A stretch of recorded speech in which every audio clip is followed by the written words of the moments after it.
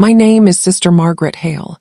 I'm 78 years old, and for more than 50 years I wore a habit, carried a rosary, and lived behind the high stone walls of St. Brigid's Convent in rural Pennsylvania.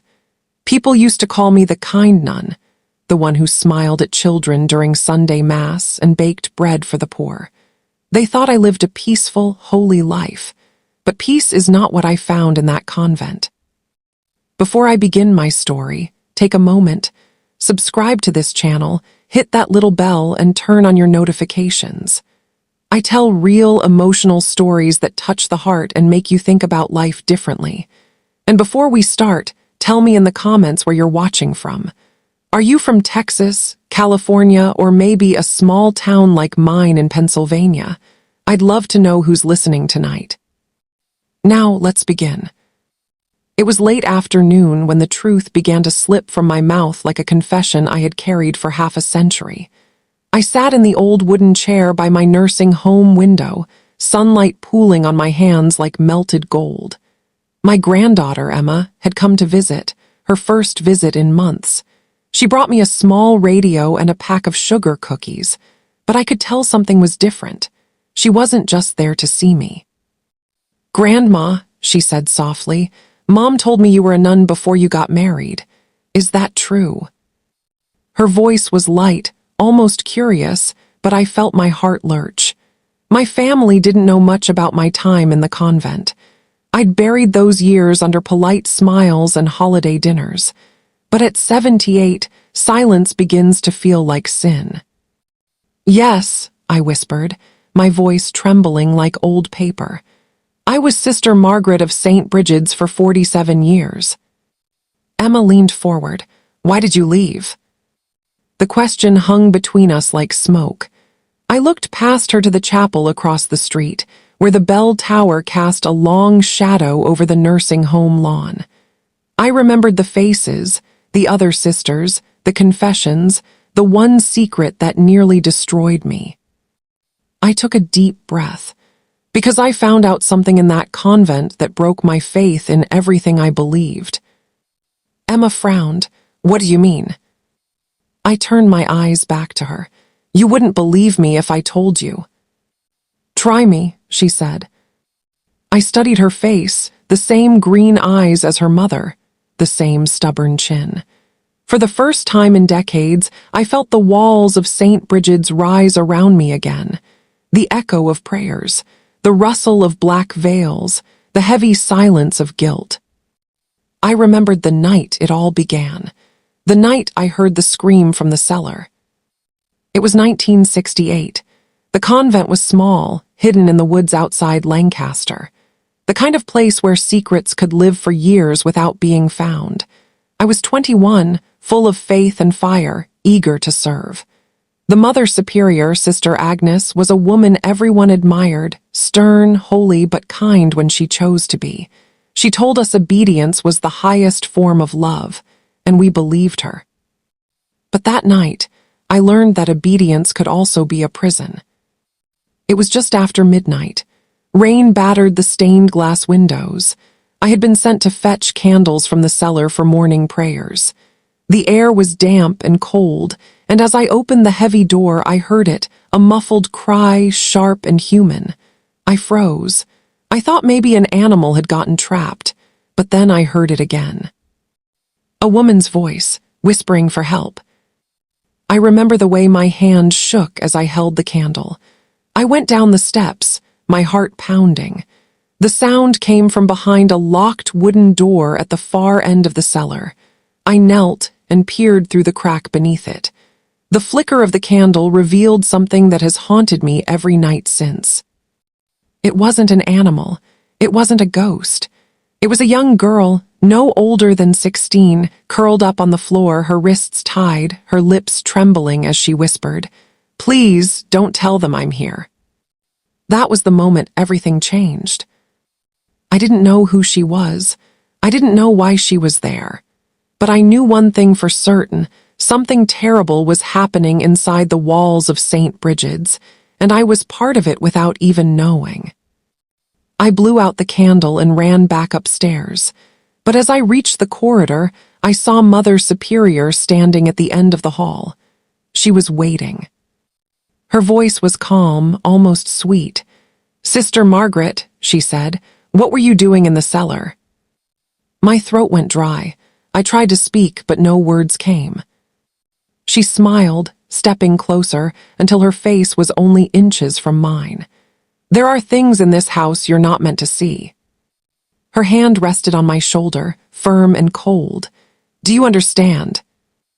I nodded, though my heart screamed no. That night I didn't sleep. I lay awake, listening to the storm, replaying the girl's voice in my head. I didn't know it then, but that moment was the beginning of the secret that would cost me my faith, my friends, and almost my soul. Because what I found out later was far darker than I could ever have imagined. And what I did next is the reason I left the convent forever. The night after I heard the girl's voice, I couldn't stop trembling. Every creak in the hallway made me flinch. Every candle flame felt like an eye watching me. I tried to pray, but the words tangled in my throat. "Forgive me, Father," I whispered again and again, but I didn't even know what sin I was asking forgiveness for. St. Brigid's convent was quiet that morning, the kind of quiet that hides danger. Rain had washed the gardens clean, and the air smelled of wet soil and roses. The sisters moved about their chores, folding laundry, tending the hens, scrubbing the floors, silent, obedient, and blind. I looked at each of them, wondering if they knew about the girl in the cellar, wondering if any of them had heard the screams too. During breakfast, I tried to speak. "Mother Agnes," I began, "I thought I heard someone crying last night, maybe a visitor or—" She cut me off with a look sharp enough to slice through bone. "You were dreaming, Sister Margaret," she said. "We all hear the devil's whispers when our hearts wander." The table went silent. I lowered my head and nodded, but I knew I hadn't imagined it. After breakfast, I went to the chapel. The light from the stained glass window painted the floor in colors: red, blue, gold. I knelt before the altar, pretending to pray, but my eyes stayed open, fixed on the door to the cellar across the courtyard. That door had become a weight on my heart. By evening, I couldn't stand it any longer. I decided I would go back down there, just for a moment, just to see if she was still there.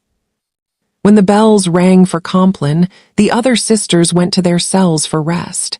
I slipped out through the kitchen, my sandals whispering against the stone floor. The cellar door groaned as I opened it.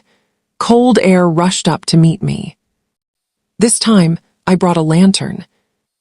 I descended the steps slowly, the flame shaking in my hand. When I reached the bottom, I stopped and listened. Nothing, just the faint drip of water from the ceiling. The room looked empty: barrels, sacks of flour, crates of vegetables. The wooden door at the end was still locked. But then I heard it, a cough, faint, broken. I knelt down again, pressing my ear against the door. "Are you there?" I whispered. There was silence for a heartbeat, then a soft, hoarse reply. "Please help me." My heart pounded so hard I could hear it in my ears. I pulled on the handle, but it didn't move. I looked around, found a small iron hook by the wall, and jammed it into the lock. It took everything I had, but finally the bolt gave way. The door creaked open. She was there, pale, trembling, her wrists bruised from the ropes that had held her. Her hair was tangled, her clothes torn. She looked up at me, her eyes wide with fear and hope all at once. "Who did this to you?" I whispered. She shook her head. "Please, they'll hear." I knelt beside her and untied the ropes. Her skin was cold, her hands shaking. She couldn't have been more than 16 or 17. "What's your name?" I asked. "Clara," she said softly. "Clara, how did you get here?" Her lips quivered. "They said I sinned, that I needed to be cleansed." I froze. "Who said that?" She didn't answer. She just buried her face in her hands and began to sob.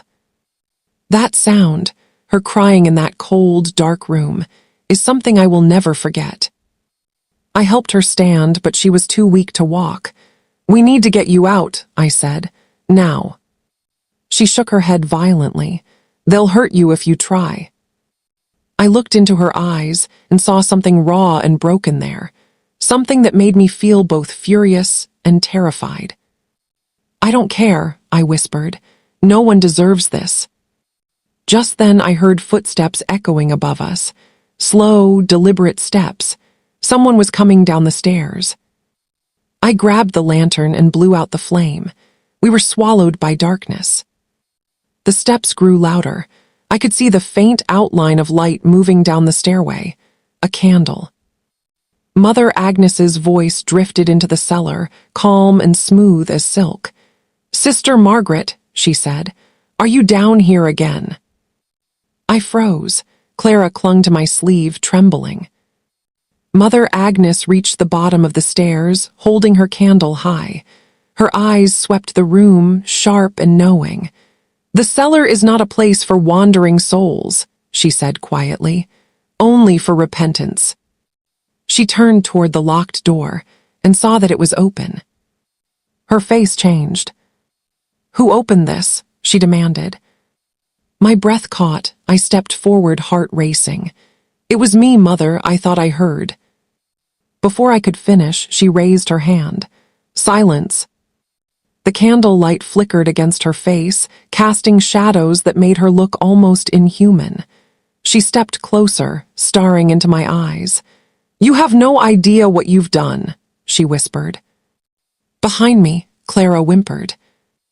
Mother Agnes's gaze shifted. Her lips curled into a thin smile. "Ah, so you've met our little guest." My stomach twisted. "She needs help," I said. "She's hurt." "She's being purified," Mother Agnes replied coldly. "Her sin was grave, and the Lord demands discipline." "Discipline," I snapped. "You call this discipline? She's a child." Her voice turned sharp. "You will not question God's will in this house." The next thing I knew, she struck me across the face. The sound cracked through the air like thunder. I stumbled back, clutching my cheek. Mother Agnes turned toward the girl. "You see what disobedience brings, Clara," she said calmly. "Even the righteous can fall." Then she turned to me again. "You will say nothing of this to anyone. Do you understand?" I wanted to shout, to fight, but fear pinned me in place. "I understand," I whispered.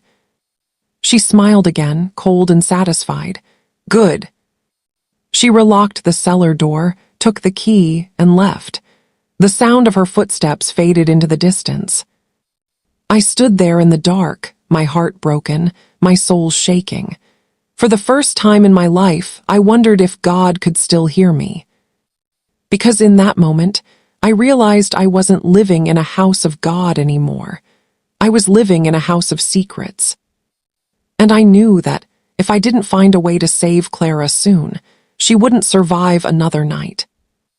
That was the night I stopped being afraid of sin and started being afraid of silence.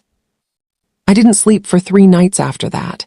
Every time I closed my eyes, I saw Clara's face, her pale skin, her trembling hands, the fear that lived in her eyes like a trapped bird. I'd been taught that obedience was sacred, that to defy our superiors was to defy God himself. But how could God ask me to stay silent while a child suffered in his name? On the 3rd morning, I woke to the sound of the chapel bells. It was time for morning prayers. I dressed slowly, my fingers shaking as I tied my veil. When I looked in the mirror, I barely recognized myself. My face was bruised from where Mother Agnes had struck me. But what frightened me more was the change in my eyes. They no longer looked peaceful. They looked angry, awake. The sisters gathered in the chapel, their voices blending in quiet hymns. The smell of incense filled the air. I mouthed the prayers, but my mind was somewhere else, down in that cellar with Clara. After prayers, I slipped into the laundry room, where Sister Beatrice was folding linens.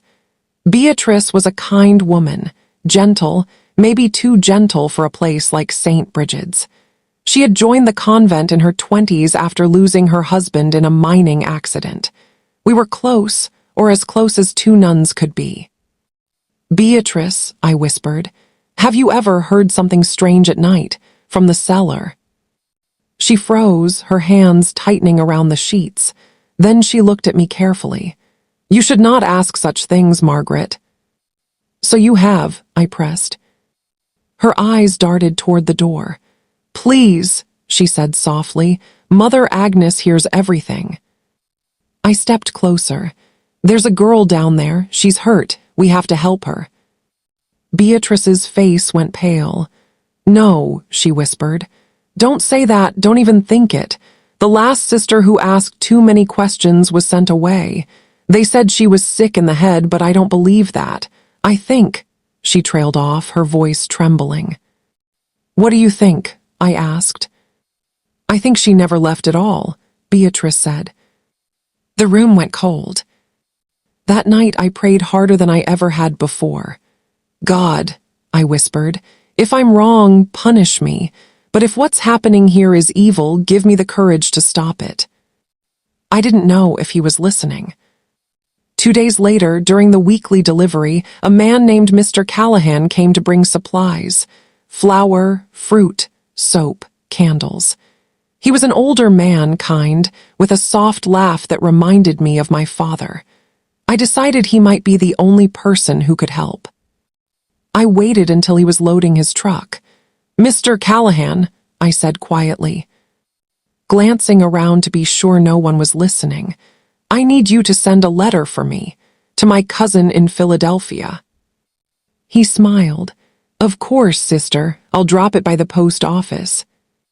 I hesitated. If I wrote what was really happening, it might reach the wrong hands. But if I said nothing, Clara would die in that cellar. "Thank you," I said. "I'll bring it to you tomorrow." That night, I wrote the letter in secret. I told my cousin, Anna, that there was a young girl being held at St. Brigid's against her will. I begged her to contact the bishop's office and the police. I signed it only, "Your cousin, M.H." I hid the letter under my sleeve, determined to slip it to Mr. Callahan the next day. But fate had other plans. The next morning, when I went to find him, he was gone. Sister Mary told me that his truck had been reassigned to another route. "Mother Agnes said we'll no longer need outside delivery," she said. My stomach dropped, she knew. Somehow she knew. That evening, Mother Agnes called me to her office. The room smelled of old wood and candle wax. She gestured for me to sit. "I hear you've been restless, Sister Margaret," she said, folding her hands neatly. "Asking questions, writing letters." I froze. She smiled faintly. "Disobedience is a dangerous disease, child. It spreads quickly if left unchecked." "I only wanted to help," I said quietly. Her voice grew sharper. "Help! You are not here to help. You are here to serve. You will destroy yourself if you keep this up." I looked her in the eye. "Then let me destroy myself, Mother, but I won't stay silent anymore." Her expression hardened. "Then you leave me no choice." She stood, opened a drawer, and took out a small silver key. "Follow me." We walked down the long hallway in silence. The air felt heavy, as though the walls themselves were holding their breath. She led me to the cellar. When she opened the door, the smell of damp stone rushed out. I expected to see Clara, but the room was empty. The ropes, the blanket gone. "She's not here," I whispered. Mother Agnes's lips curled into a smile. "You're right, she's not." "Where is she?" She turned to me slowly. "You should pray for her soul, Sister Margaret." My blood ran cold. "You didn't." "She was weak," Mother Agnes interrupted. "Her spirit gave up before she could be cleansed." I stumbled back. No, she was alive 2 days ago." "Then perhaps you should have obeyed," she said calmly. I felt my knees give way. The world tilted, my vision blurred. Mother Agnes leaned close. "There are things you cannot understand, Margaret. This place is a house of God. Sometimes he demands sacrifice." She turned and left me there, alone in the dark, shaking. That was the first time I screamed, not out of fear, but out of fury. I screamed until my voice broke. Then I fell to the floor and wept. If Clara was gone, I would not let her be forgotten. I swore it. I would find the truth, even if it meant tearing down the walls of St. Brigid's with my bare hands. It had been 2 weeks since Clara disappeared. The convent felt colder, emptier. The sisters went about their chores as if nothing had happened, but I could feel it. The silence had changed. It was heavier, as if every prayer we whispered was being swallowed by guilt. I spent most of my days in the garden, pretending to prune the roses. It was the only place where I could breathe. The scent of the flowers reminded me of my mother's garden back home, before I joined the convent at 21. I used to think St. Brigid's was a place of peace, a place to heal. But peace built on secrets never lasts. One morning, as we prepared for Sunday Mass, a car engine echoed through the courtyard. Cars rarely came this far up the hill. The sisters stopped what they were doing, curious. A dark blue sedan rolled to a stop in front of the chapel. Out stepped a man in his 40s, wearing a gray suit and carrying a briefcase. His shoes crunched against the gravel. Mother Agnes came out to greet him, her smile wide and polished. "Good morning, Father Thomas," she said warmly. So he was a priest, a visitor from the city. He nodded politely. "Good morning, sister. I was sent by the diocese to conduct a review of St. Brigid's operations, routine matters." I stood by the steps, pretending to sweep, my heart beating faster. Maybe someone had reported what was happening. Maybe my cousin Anna had received my letter after all. But if that were true, why did Mother Agnes look so calm? Father Thomas spent the morning speaking with her in her office. The door stayed shut. When he finally came out, his eyes were thoughtful but unreadable. He joined us for lunch, sitting beside Mother Agnes at the long wooden table. As the meal went on, his gaze drifted around the room. When it landed on me, I looked away, but he spoke anyway. "Sister Margaret," he said, "you've been here many years, haven't you?" I nodded. "Since I was 21, Father." "And how do you find life here?" The question was simple, but his eyes said something else. They were searching, testing. Mother Agnes smiled before I could answer. "Sister Margaret is one of our most faithful servants. She's been blessed with a humble heart." I forced a smile, but inside, my hands trembled under the table. Later that afternoon, as the sisters gathered for chores, I slipped into the hallway near the guest quarters. I found Father Thomas standing by the window, taking notes. "Father," I whispered, "please may I speak with you privately?" He turned to me, surprised. "Of course, sister, what is it?" I glanced down the hall to be sure no one was listening. "Something is wrong here. A girl, her name was Clara, she was being held in the cellar. I tried to help her, but now she's gone. I think she's dead." He blinked, stunned. "Dead?" I nodded. "Please, you have to tell someone, the bishop, the police, anyone. They'll listen to you." He frowned slightly. "That's a serious accusation, sister." "I know what I saw," I said. "Please believe me." Before he could reply, footsteps echoed from behind us. Mother Agnes appeared, her expression unreadable. "Is everything all right?" she asked smoothly. "Yes, Mother," Father Thomas said, his voice calm. "Just discussing the garden's upkeep." She smiled faintly. "Ah, yes, we take great pride in our garden. Everything grows beautifully here when properly tended." Her eyes lingered on me for a moment longer than necessary before she walked away. After she was gone, Father Thomas looked uneasy. "I'll make inquiries," he whispered, But I must be careful. If I accuse without proof, they'll remove me and nothing will change. He handed me a small folded card. This is the number for my parish in Philadelphia. If you find evidence, anything, send word. I'll come. I hid the card in the lining of my Bible. That night, I went to the cellar again. I had to know the truth. The door was locked. But this time, the key was gone. The air smelled faintly of bleach. I searched the corners with a lantern, looking for any trace of Clara. Nothing. No blanket, no blood, no rope, just clean stone and the faint sound of dripping water. I nearly gave up, but then I noticed something behind a stack of old crates, a small, cracked piece of wood. I lifted it, and underneath I found a silver locket. It was tarnished, but inside there was a picture, a young girl with light brown hair and bright eyes. Clara, and beside her a man and woman I assumed were her parents. On the back of the locket, scratched into the metal, were 3 words, "Forgive me, Father."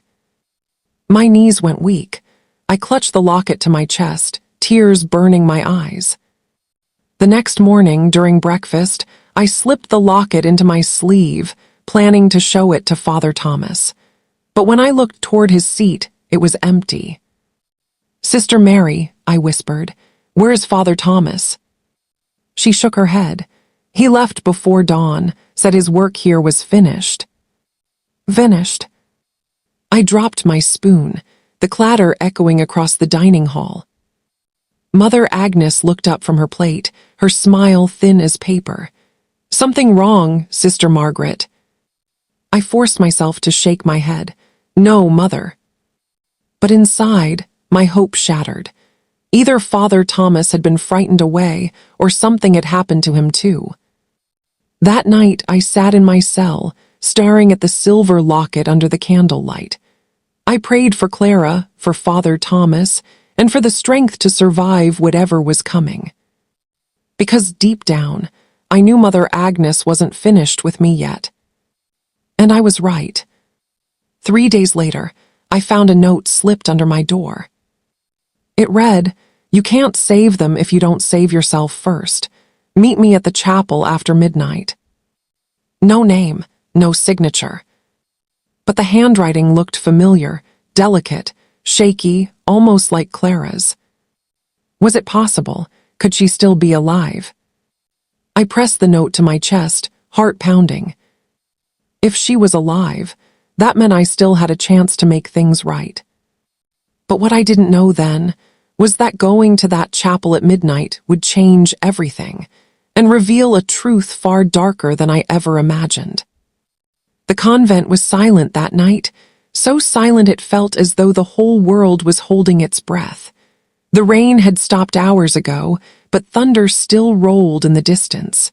I sat on the edge of my narrow bed, clutching the note I'd found under my door. My candle burned low, casting long shadows across the wall. "You can't save them if you don't save yourself first. Meet me at the chapel after midnight." I read it over and over until the words blurred. Was it really from Clara? How could that be when Mother Agnes had said she was dead? Had she lied, or was this some cruel trick to break me further? When the clock struck 12, I rose, tucked the note into my sleeve, and slipped quietly into the hallway. My bare feet made no sound on the cold stone floor. The other sisters were asleep. The air smelled faintly of candle wax and wet earth drifting in through the open windows. The chapel doors stood at the end of the corridor, half open. A faint glow spilled out from within. I hesitated for a moment, whispering a prayer. "God, if this is a trap, guide me, and if it's not, give me courage." I pushed the doors open. The chapel was dim, lit by a single candle flickering on the altar. The crucifix above it cast a long shadow on the floor, and there, kneeling in the front pew, was a figure in white. My heart stopped. "Clara," I whispered. She turned her head slowly. Her face was pale, thinner than before, but it was her. It was really her. I rushed forward, kneeling beside her. "My God, I thought you were." "Dead," she finished softly. "So did they." I grabbed her hands. They were cold but alive. "How did you get out? Where have you been?" She looked toward the altar. "One of the sisters helped me. The quiet one, Beatrice. She took me through the tunnels beneath the convent when they thought I'd died." "Tunnels," I repeated. She nodded. "There's a passage under the old wine cellar. It leads to the woods." My breath caught. "Then we can leave tonight, both of us." She shook her head slowly. "No, I came back for something else." "What?"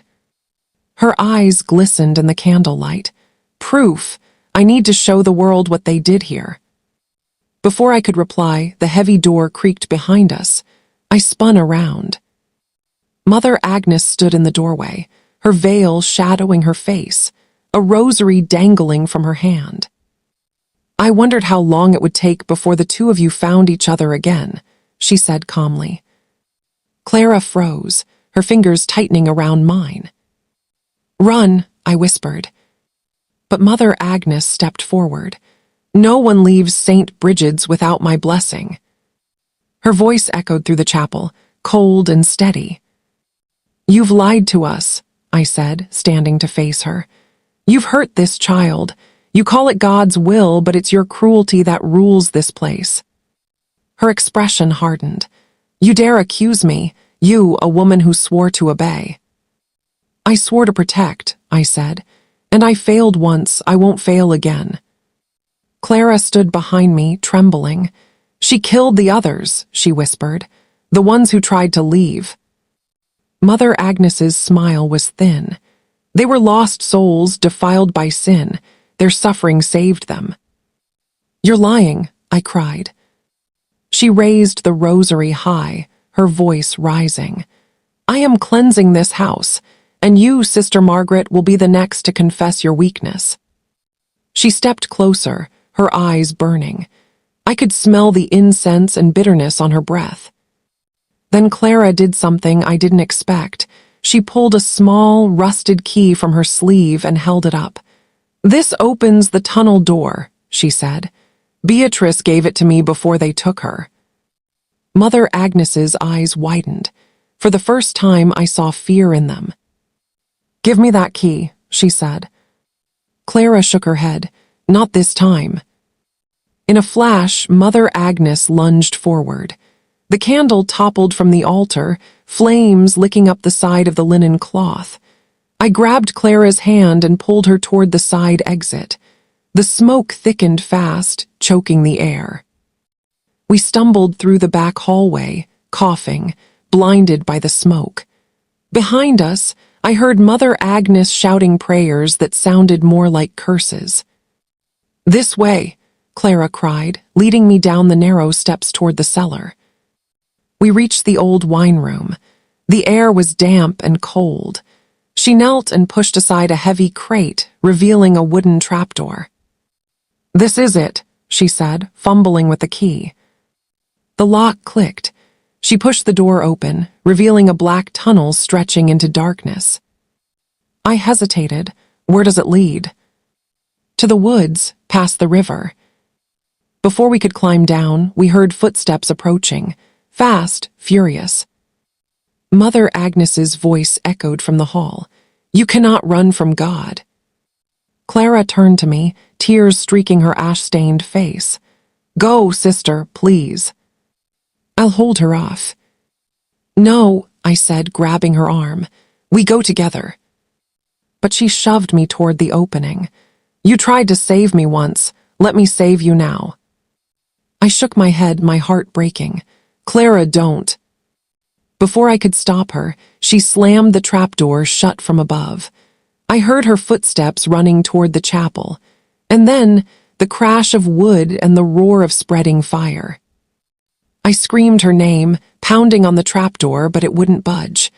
Smoke filled the tunnel. My lungs burned. I crawled forward through the darkness, praying, crying, begging God not to take her again. When I finally reached the other end, I collapsed on the forest floor. Behind me, the convent burned, its flames lighting up the night sky like judgment. I lay there until dawn, the earth damp beneath me, the birds beginning to sing. And in my hand, somehow still clenched tight, was the silver locket, Clara's locket. She was gone again, but this time she had given me something, proof, hope, and a reason to fight. As I looked back at the smoke curling into the morning sky, I whispered, "I'll tell the truth, Clara, I promise." That was the night St. Brigid's began to fall. But what came after? The investigation, the letters, the shocking discovery that reached all the way to the diocese was far more dangerous than the fire itself. Because some secrets don't die when the building burns, they spread. Make sure you're subscribed, liked this video, and turned on your notifications so you don't miss the next story like this. The fire burned for 2 days straight. Even from miles away, people could see the orange glow against the night sky. When it was finally over, St. Brigid's was nothing more than a blackened skeleton of stone and ash. The town whispered about the convent that burned itself from the inside. Some called it an accident. Others called it divine punishment. I called it the truth, finally trying to break free. The firefighters found me in the woods at sunrise, covered in soot, half-conscious, clutching a silver locket in my hand. They asked my name and I told them, Sister Margaret Hale. When they asked what happened, I said only one word: evil. They thought I was delirious. Maybe I was. The next days blurred together. The hospital lights were too bright. The smell of antiseptic made me sick. The doctors said I was lucky to be alive. But all I could think about was Clara. I asked about her again and again, but no one had found her body. That gave me hope. Maybe she had escaped. Maybe she was out there somewhere safe. 3 days later, a detective came to my room. His name was Richard Danner, broad-shouldered, quiet, with kind eyes that had seen too much. He carried a notebook and spoke in a low, steady voice. "Sister Margaret," he said, taking a seat by my bed, "I'm investigating the fire at St. Brigid's. We found evidence that it might not have been an accident." I looked at him, my hands shaking. "It wasn't," I said. "There were things happening there, terrible things. A girl was being kept in the cellar." He frowned. "We didn't find any remains matching that description." "Then she's alive," I said quickly.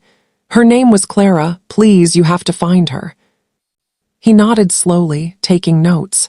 "Tell me everything." And so I did. I told him about the cellar, about Mother Agnes, about the punishments disguised as penance, the screams at night, the tunnels. I told him about Father Thomas, the visiting priest who vanished. When I finished, the detective was quiet for a long time. Finally, he said, "You're not the first person to say something like this about that convent." My breath caught. "What do you mean?" He hesitated. "Over the years, there were missing persons reports, girls who went to St. Brigid's to repent, young women sent there by their families. None of them ever came home." I felt the room tilt, and no one did anything. He sighed.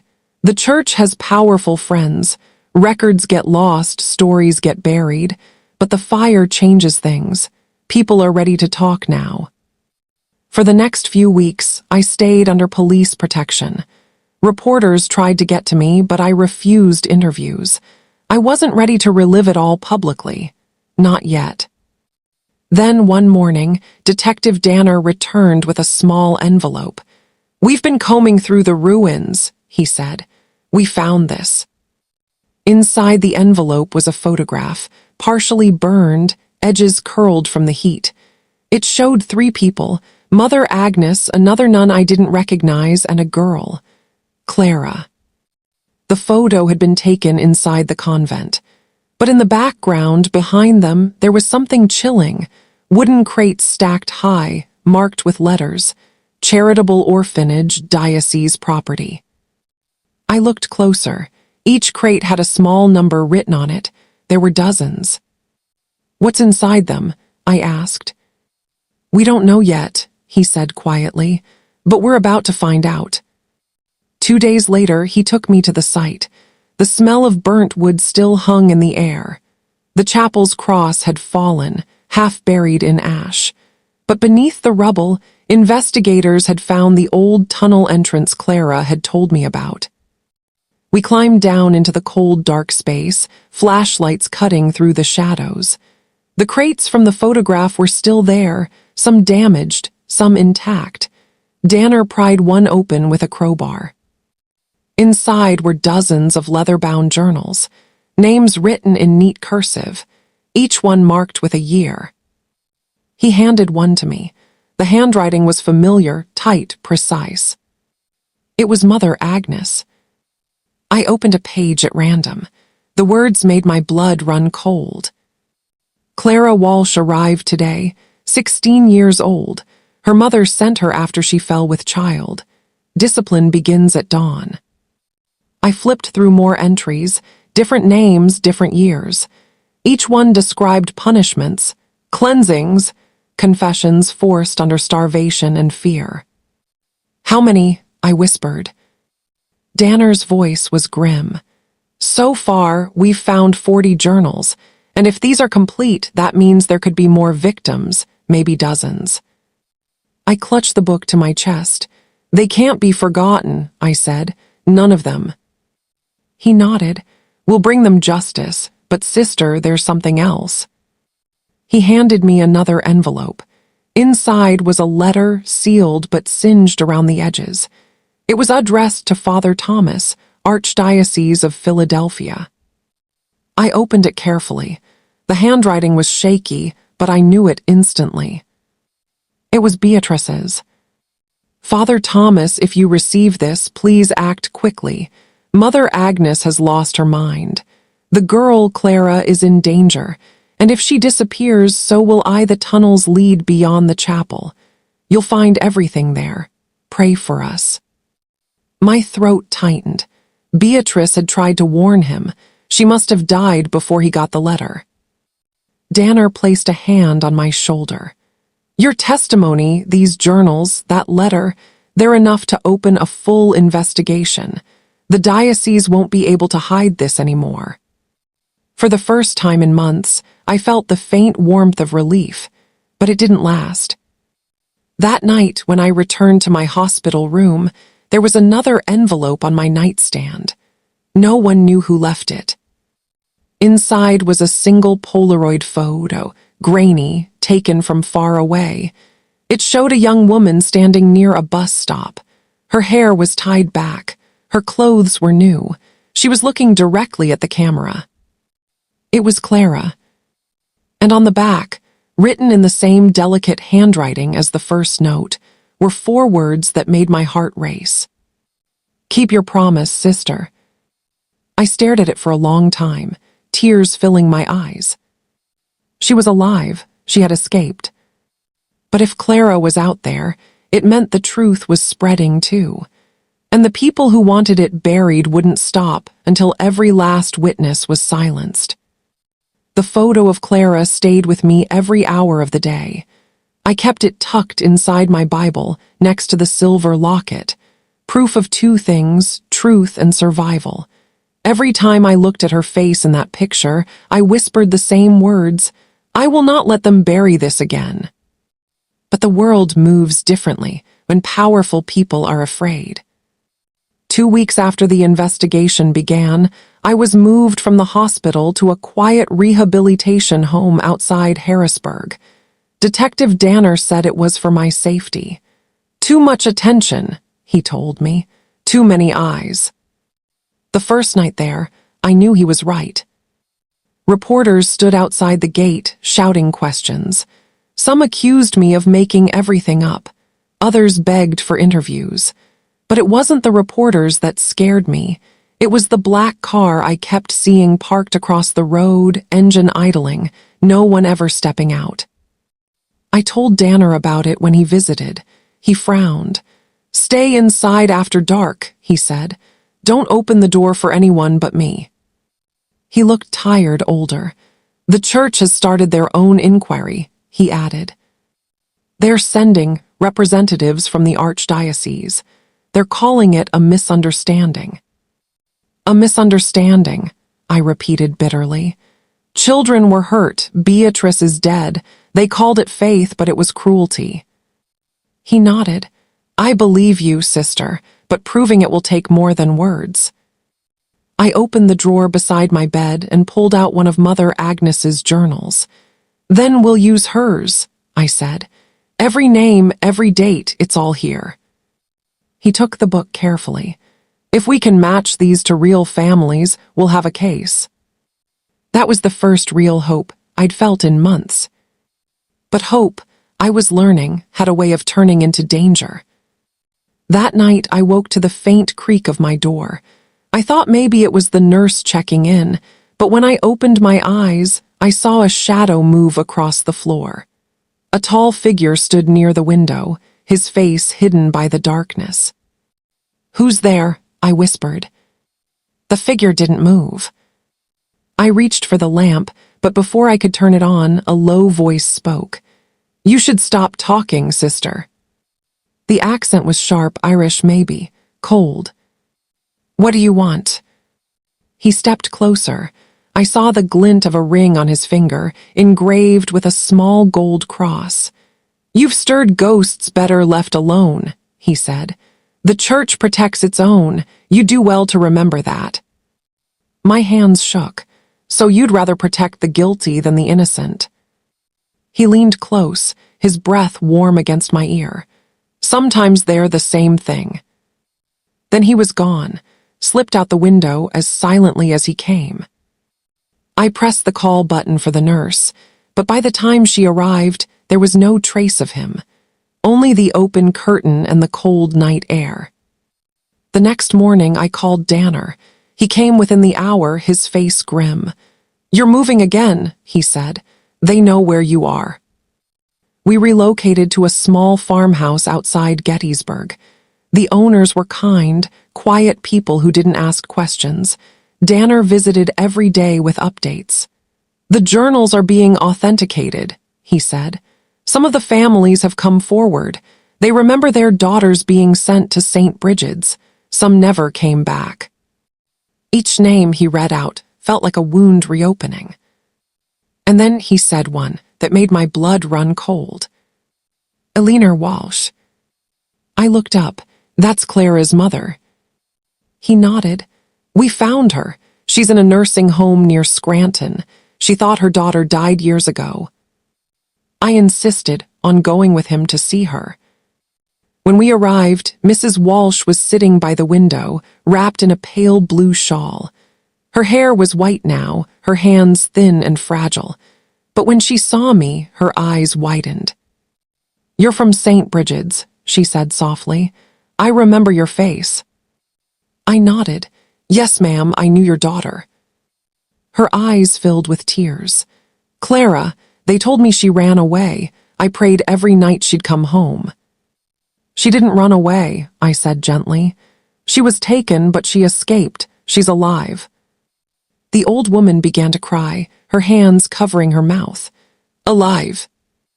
I showed her the Polaroid. She traced the image with trembling fingers. Oh, my sweet girl, she whispered. I knew God wouldn't be that cruel. Danner stayed silent, giving her time. Finally, I asked, Mrs. Walsh, do you remember anyone from the convent contacting you after Clara was sent there? She nodded slowly. Yes, a letter from the Mother Superior. Said Clara had chosen to stay longer for prayer. It was signed by someone else too, a man, Father Michael O'Rourke. I glanced at Danner, the church official. He frowned. He was on the archdiocese board, retired now, lives in Boston. That name would become the key to everything. Because when Danner pulled his records, he found that Father O'Rourke had approved every transfer, every repentance program, every girl who disappeared from St. Brigid's. And Mother Agnes had been reporting directly to him.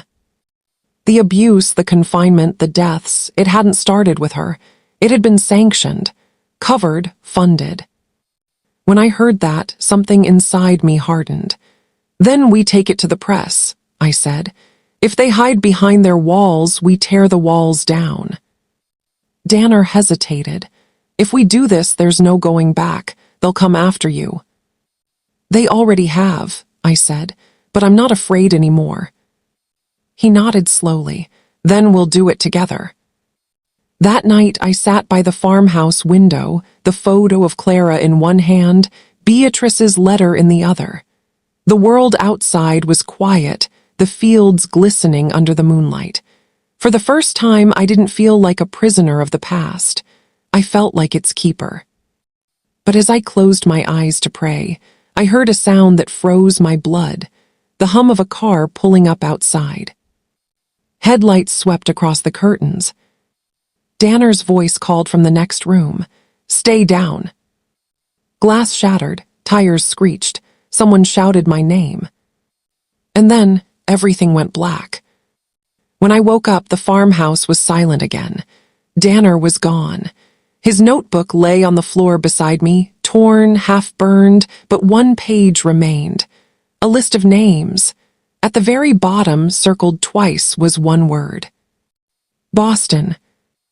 I knew then that the fight wasn't over. It was only moving to a bigger stage. Boston greeted me with gray skis and cold wind off the harbor, the kind of chill that crept into your bones no matter how tightly you wrapped your coat.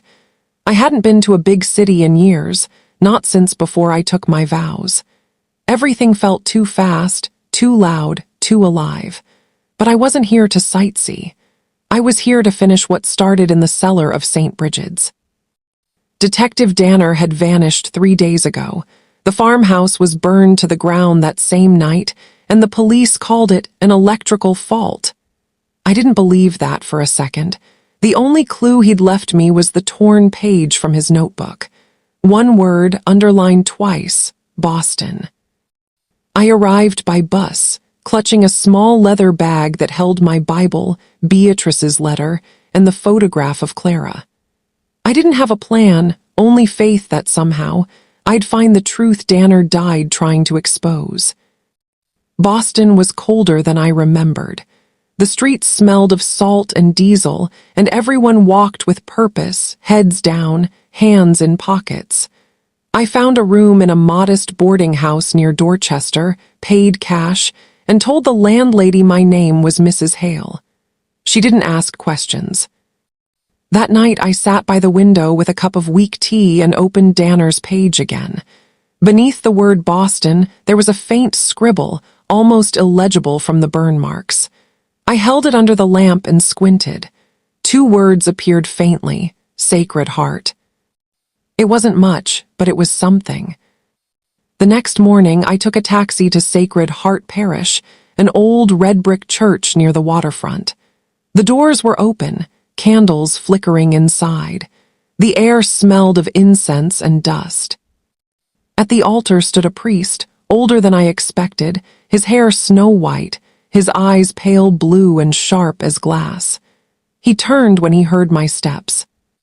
"Good morning," he said kindly. "Are you visiting from out of town?" "Yes," I said. "I was looking for Father Michael O'Rourke." His smile froze, just slightly. "And what business do you have with Father O'Rourke?" "I used to serve under Mother Agnes at St. Brigid's Convent," I said. "I believe he might remember me." The priest's expression shifted. "You must mean Monsignor O'Rourke. He's retired now, lives just outside the city, but I'm afraid he doesn't see visitors." "I only need a few minutes," I pressed. "It's about the fire." The man's eyes flickered. He studied me for a long moment before nodding slowly. "Wait here." He disappeared into the back. I waited, my heart pounding. Minutes ticked by.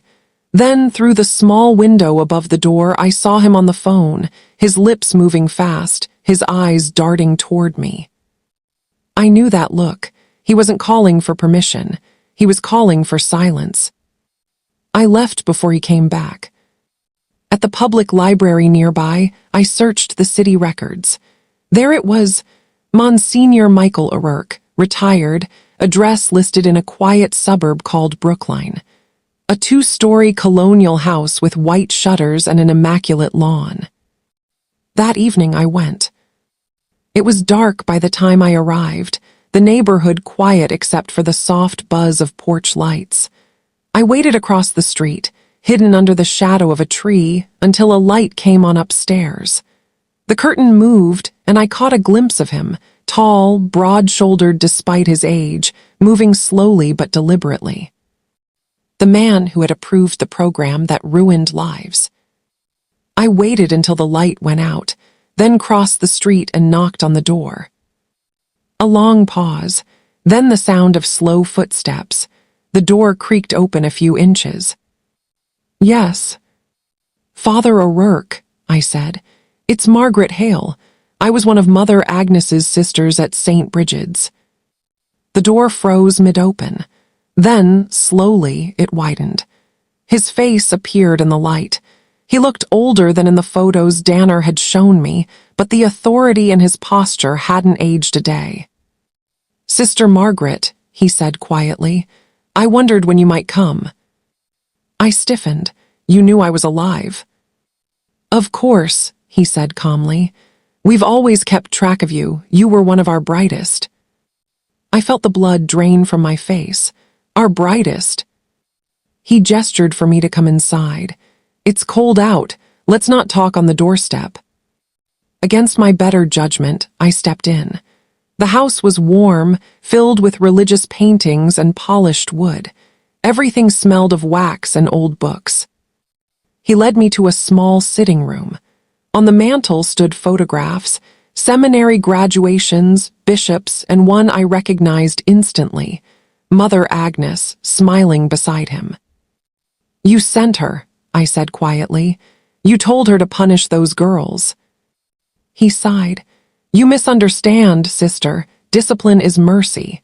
The church has rules, and when the lost stray too far, someone must bring them back." "They were children," I snapped. "You locked them away and called it grace." His voice hardened. "And what would you have done? Leave them to sin, to shame their families? We offered them redemption." "Redemption through pain," I demanded. He turned to me, his pale eyes glinting. "Redemption always comes through pain." For a long moment, the room was silent except for the ticking of the grandfather clock. Then I said, "Clara Walsh survived." His eyes flickered, just barely. "She remembers," I went on. "And she's not the only one. The police have your records. They know about the letters, the journals, the tunnels. It's over." He smiled faintly, almost pitying. "My dear, you think truth will save you? The church has weathered worse storms than you. People will forget, as they always do." "Not this time," I said. "Not while I'm still breathing." I turned toward the door, but before I reached it, I heard the sound of boots on gravel outside. Headlights flared through the window. A car had pulled into the driveway. He didn't move. "You shouldn't have come alone." I froze. The door burst open. 2 men in black coats stepped inside, their faces half hidden. One of them grabbed my arm, twisting it behind my back. "Let her go," I shouted, struggling. "The world will know what you did." O'Rourke watched calmly as they dragged me toward the door. "You were always too curious, Sister Margaret," he said softly. "Curiosity is the root of sin." I was thrown into the back of a car. The engine roared. The streets blurred by in streaks of yellow and gray. I thought of Beatrice, of Clara, of the promise I made. My body ached, but my heart burned with fury. If this was how they meant to silence me, they would soon learn that even ashes can speak. When the car finally stopped, the man in the front turned around and said quietly, "You shouldn't have come to Boston." Then darkness. When I opened my eyes again, I was somewhere unfamiliar. A room lit only by a single lamp, walls lined with file cabinets, papers scattered across a desk. And sitting there, staring at me, was a face I never expected to see again. It was Detective Danner. He was alive. But the look in his eyes wasn't the one I remembered. It was colder, harder, as if he, too, had been keeping secrets all along. When I saw him sitting there in that dimly lit room, I thought my mind was playing tricks on me. Detective Danner. The same man I'd believed was dead, the same man who swore he'd bring justice to the girls of St. Brigid's. He was alive, but not the same. His face was pale, tired, and there was a distance in his eyes that chilled me. I struggled to sit up. "You're alive." He didn't smile.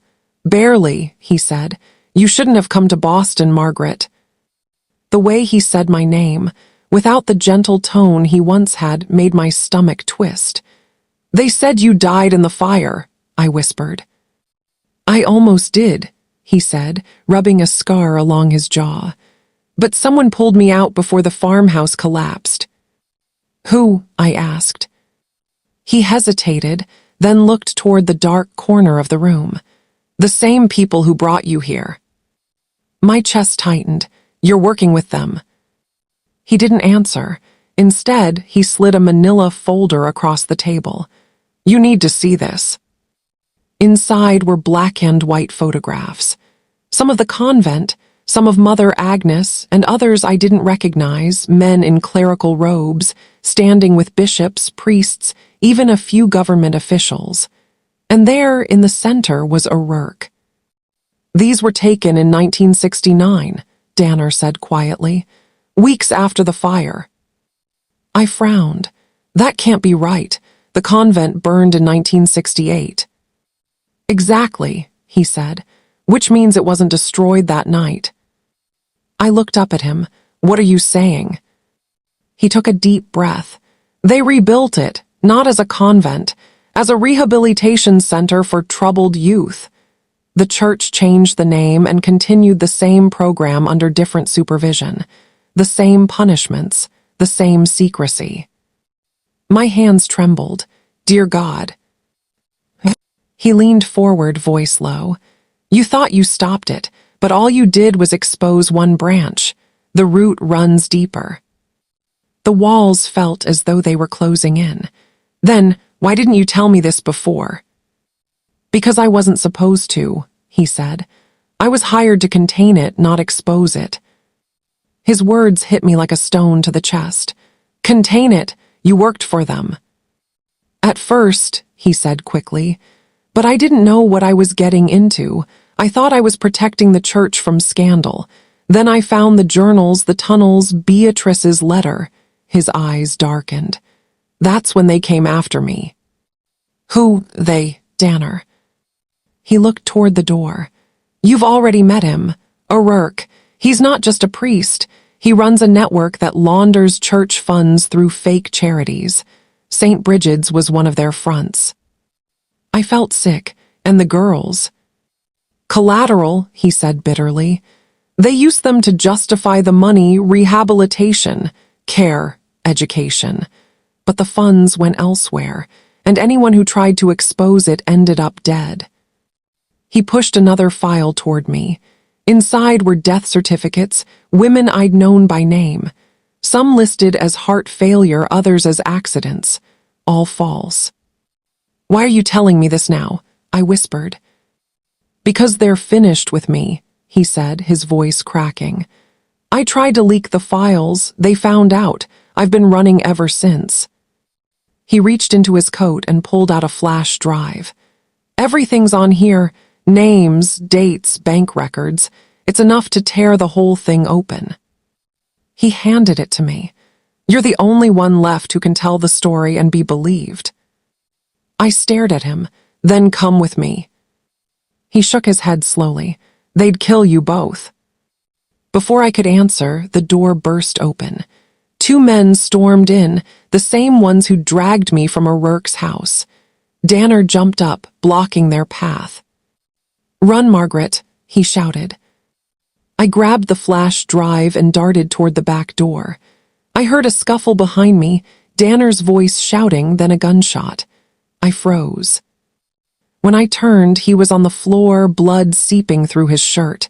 He looked at me, eyes wide with pain. "Go," he gasped. "Tell them everything." I ran, out through the alley, past the flickering streetlights, heart hammering. I didn't stop until I reached the train station. I bought a ticket with trembling hands and boarded the first train heading south. The flash drive felt heavy in my pocket, like a beating heart. Hours later, as the train sped through the night, I looked out the window at the dark fields. My reflection stared back, an old woman, weary but unbroken. For years I'd carried guilt, but now I carried truth. I opened my Bible and slipped the flash drive between its pages. Then I took out Clara's photo. Her face smiled back at me, alive, free. I whispered, "It's almost over, my dear, almost." But deep down I knew it was. Because truth doesn't set you free until the world listens, and the world wasn't ready yet. When I arrived back in Pennsylvania, I checked into a small motel under a false name. That night, I turned on the old television in the corner. The local news was on. The headline made my blood run cold. Retired Monsignor found dead in his home. Police suspect heart attack. O'Rourke. The timing was too perfect, too clean. The voice on the news went on to mention that documents related to St. Brigid's Convent had been confiscated by the Archdiocese for internal review. They were erasing the evidence. I stared at the screen until the static took over, then whispered, "No, not this time." If the church wanted silence, they'd chosen the wrong nun. The snow began falling that morning, slow and silent, blanketing the little Pennsylvania town in white. I sat by the window of my small rented room, watching the flakes melt against the glass. My hands trembled, not from the cold, but from the weight of what I was about to do. It had been 57 years since I first walked through the gates of St. Brigid's Convent. 57 years since I believed that obedience was the same as holiness. And now, after everything, the fire, the deaths, the lies, I understood what true faith really meant. It wasn't blind devotion. It was truth, even when truth burns. The flash drive sat on the table beside me, its black casing scratched and dented. Inside it were the names of every girl who suffered in that place. Their cries, their stolen years, their forgotten graves. Danner had died to make sure I carried it, and I would not let him down. For months, I'd hidden, moving from one town to another, staying in church basements and old motels, always watching for that same black car. I prayed for strength every night, and one evening the answer came in a whisper. Don't hide the truth. Share it. So that morning, I called a journalist. Her name was Evelyn Hart. She worked for an independent news channel, the kind that didn't take donations from churches or politicians. When I told her who I was, there was silence on the line. Then she said, "If what you're saying is true, this could change everything. But are you sure you're safe?" I smiled faintly. My safety doesn't matter anymore. Their peace does. We met in a small diner off the interstate. I wore my old gray coat and a knitted hat Emma had made for me years ago. Evelyn looked younger than I expected, maybe mid-30s, with sharp eyes and a voice that carried purpose. "You brought it?" she asked. I slid the flash drive across the table. Every record, every confession, the photos, the letters, even the bank accounts. The church's sins neatly labeled. She hesitated. "If this is real, they'll come after you." "They already have," I said. "Let them. I've been running from shadows long enough." Evelyn placed her hand over mine.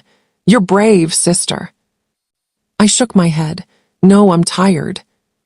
She promised to release the story the next morning. Said she'd verify every name, every file, and publish everything in one long report, The Ashes of St. Brigid. As I left the diner, I felt lighter than I had in years. I walked through the snow without fear. For the first time since that night in the cellar, I felt free. But freedom has a price. That evening, as I prepared for bed, I heard footsteps outside my room. A knock followed, 3 soft taps. "Who is it?" I called. No answer. Then an envelope slid under the door. I picked it up, my heart pounding. Inside was a single photograph, Clara again, standing in front of a small school. She looked older now, maybe in her 60s, her hair streaked with silver. On the back, written in familiar handwriting, were the words, "She made it." Tears filled my eyes. Clara was alive, safe, and somewhere out there rebuilding her life. That was enough for me. I didn't hear the gunshot until it shattered the glass. The bullet tore through the curtain and lodged in the wall inches from my head. I dropped to the floor, heart racing. Tires screeched outside.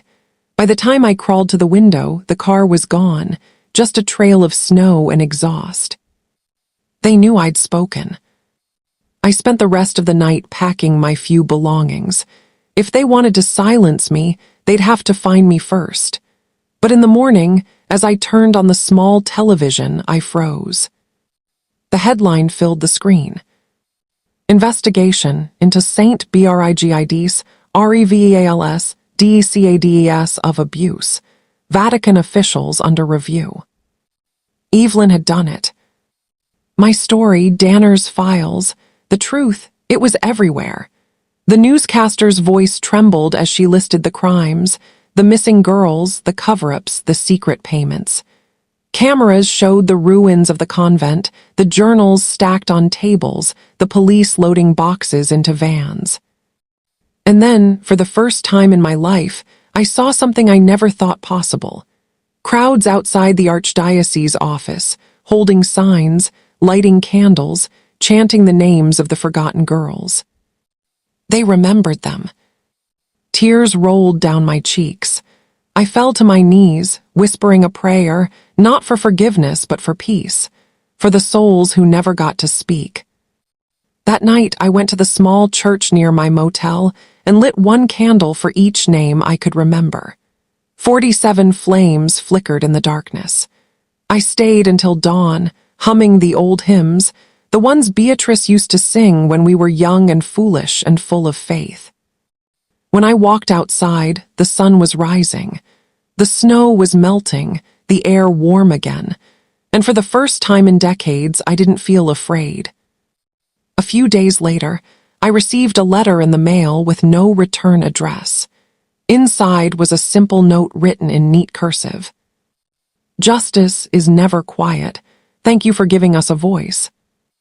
It was signed, Clara Walsh. I smiled, folded the note, and placed it inside my Bible. I knew I wouldn't live much longer, but I didn't need to. My work was done. The story of St. Brigid's was no longer buried. The truth had burned through the lies, and even if my body failed, my words would live on. That night, I wrote one final entry in my journal. They tried to silence us with fear, but we spoke with faith. They buried us in ashes, but the truth grew roots. If you ever doubt the power of one voice, remember ours. When they found me the next morning, I was sitting by the window, a faint smile on my face, the sun on my hands. The Bible lay open on the table beside me, a flash drive resting on top, and 47 names written carefully on the last page. The last words I wrote read simply, "We are free." If you were moved by Sister Margaret's story, take a moment to like this video, subscribe, and turn on the notification bell so you never miss stories like this. Stories of courage, truth, and redemption. And tell me in the comments, which part of the country are you watching from tonight? Let's honor the forgotten souls of St. Brigid's together, wherever you are.